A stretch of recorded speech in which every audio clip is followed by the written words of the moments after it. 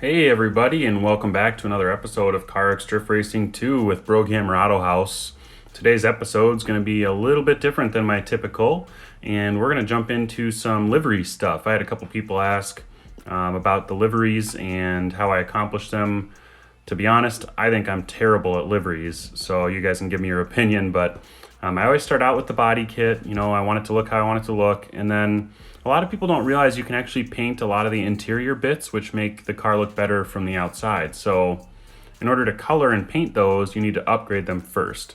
So I'm just gonna go ahead, put some new seats in here, change up the wheel, the shifter, handbrake, put a digital dash in it. It's always kind of fun if you end up doing some first person driving. The digital dash is kind of neat to look at. I already like the wheels on this one, so I'm not gonna mess with those. So now that I have the general look, I'm gonna go in and I can pick my body color. It's the best place to start. I don't usually go with a gloss paint. I usually go to the candy. And I like the gold. It looks pretty good. Might be a little too much for what I'm trying to do here. And I like the red, a nice deep candy red. Maybe that's what we'll go with to do this one. Maybe pink. We'll stick with the red.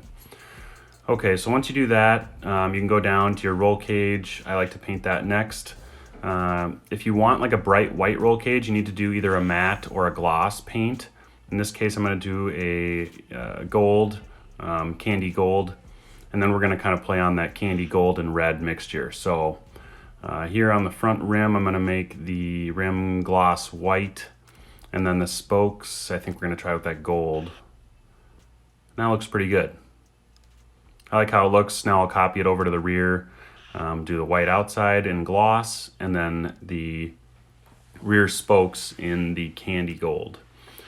And that's kind of the general look that we're going for. So now that we've got that look based down, we can see if anything would look better, but we'll jump over to some of the other more detailed stuff. You can, tint your windshield. In this case, we're not going to do it because we got all the interior bits, and it's fun to see some of that.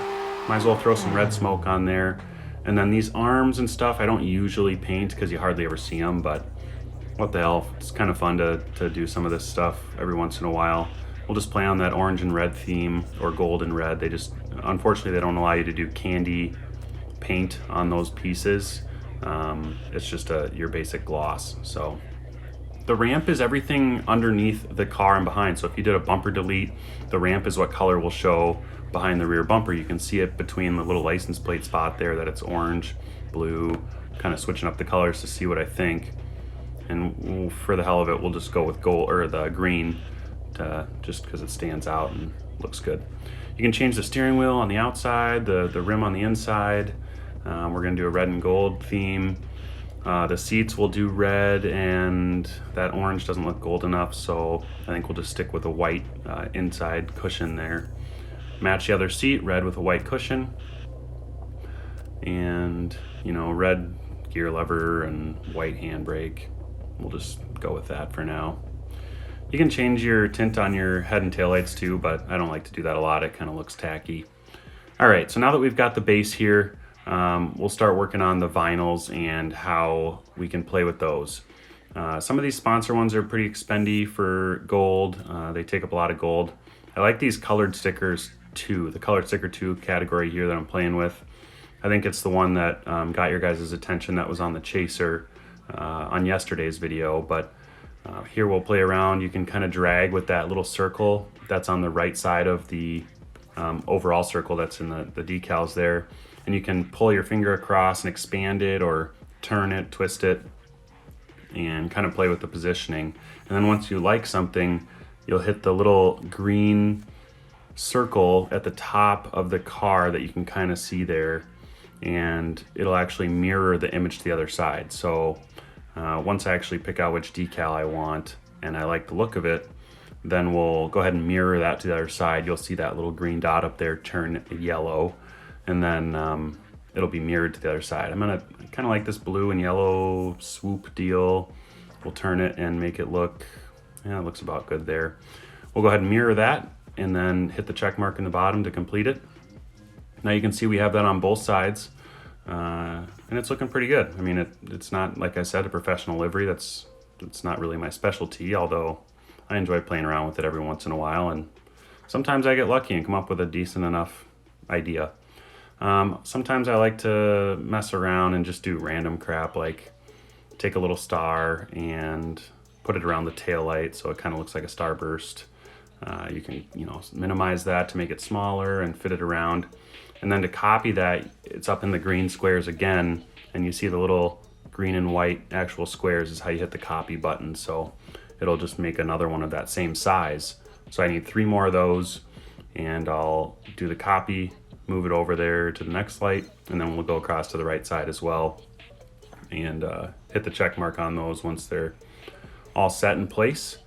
So those are kind of fun to play with. You can do really whatever with the shapes and stuff. It's just, it gets timely if you want to get into some deep details.